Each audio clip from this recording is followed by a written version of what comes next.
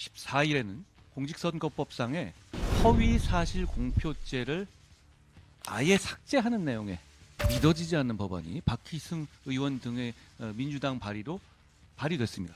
이게 법률이 되게 되면 이런 효과가 납니다. 이재명 대표의 허위사실 유포죄 징역형 집행유예 난 그 범죄는 아예 면소 판결로 사라지게 되는 겁니다.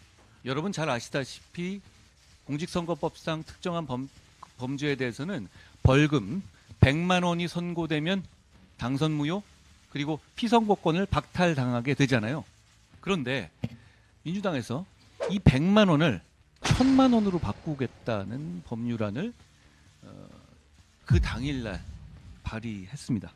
고액 벌금이 선고될 수 있는데 그거를 아예 기준을 낮춰서 이재명 대표의 피선거권 박탈을 막아보겠다라는 아부성 법률인 거죠.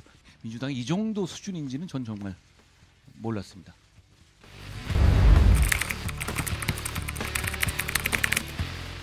이재명 대표 재판 관련한 말씀을 좀 덜 드리려고 했는데요. 이 말씀은 제가 안 드릴 수 없어서 말씀드리려 합니다. 11월 14일과 15일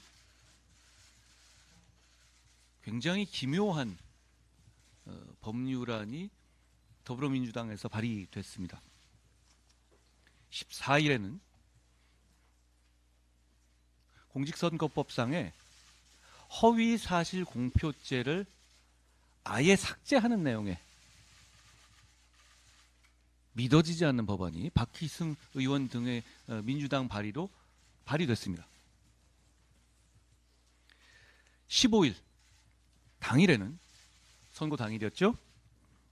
역시 민주당의 박희승 의원 등이 발의한 것인데요. 여러분 잘 아시다시피 공직선거법상 특정한 범죄에 대해서는 벌금 100만 원이 선고되면 당선 무효 그리고 피선거권을 박탈당하게 되잖아요. 그러니까 지난번 15일 재판에서 100만 원 넘느냐 아니냐 뭐 이런 얘기들이 나왔던 것이죠. 그런데 민주당에서 이 100만 원을 1000만 원으로 바꾸겠다는 법률안을 그 당일날 발의했습니다. 먼저 허위사실 공표에 대해서 살펴보죠. 대한민국은 이런 허위사실 공표 가짜뉴스 때문에 정권 자체가 바뀌었던 역사적 경험이 있습니다. 국민들께서 다 기억하시거든요. 김대엽의 병풍 사건으로 사실 정권의 향배가 아예 바뀌었던 기업 말이죠. 그러니까 대한민국 국민들께서는 선거 과정에서의 허위사실 공표를 대단히 무거운 범죄로 처벌해야 한다는 공감대를 갖고 계십니다. 그걸 민주당이 모르지 않을 겁니다. 왜냐하면 민주당도 선거 과정에서 허위사실 공표로 우리 당 쪽의 정치인들을 무수히 고소고발하잖아요. 그럼에도 불구하고 이 14일날 이런 법안을 냈다는 것은 정말 사법 시스템을 망가뜨려서라도 이재명 대표를 구하겠다는 그런 일종의 아부성 법안이라고 밖에 볼 수가 없습니다. 이게 통과되겠습니까? 이걸 국민들이 공감하시겠습니까? 그런데 법률적으로 따져봅시다. 자, 어떻게 되냐면 이게 법률이 되게 되면 이런 효과가 납니다.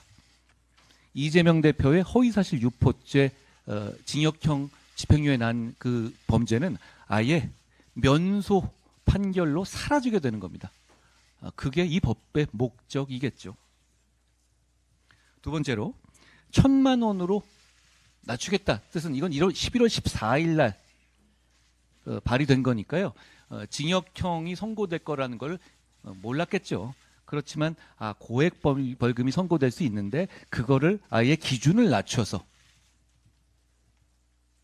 이재명 대표의 피선거권 박탈을 막아보겠다라는 아부성 법률인 거죠. 되지도 않지 않겠습니까? 그런데 더 재밌는 건 보통 이런 법률이 만들어지면 이 시행 시기를 정하게 되거든요.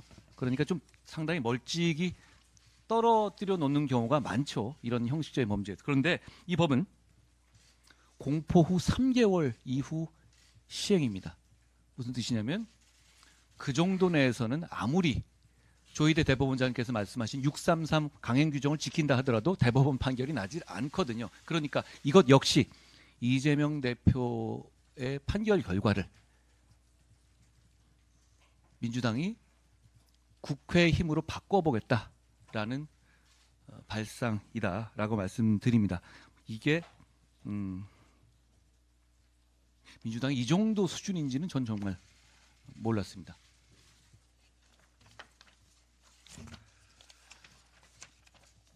더불어민주당이 가상자산 과세를 유예하겠다는 정부 여당의 방침에 반대하면서 공제 한도 조정을 하는 안으로 밀어붙이겠다. 만약에 그걸 국민의힘이 반대한다면 공제 한도도 조정하지 않고 원안대로 그냥 밀어붙이겠다라는 협박성 압박을 내놓았습니다. 소득이 있는 곳에 과세가 있어야 되는 것은 맞는데요.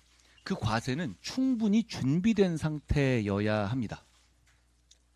가상자산은 어떤 큰 거래소에서만 할 수 있는 게 아니라 인터넷으로도 할 수 있거든요. 외국에서도 할 수 있고 외국 그 일을 통해서도 할 수 있고 그러다 보니 지금 현재 우리의 준비 상태로는 공정한 공평한 과세가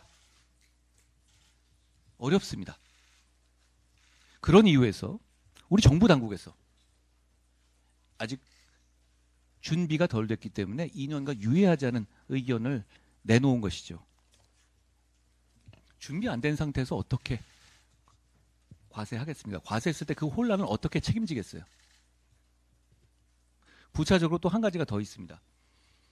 800만이 넘는 우리 국민들, 그중에 또 대다수는 청년이신데요.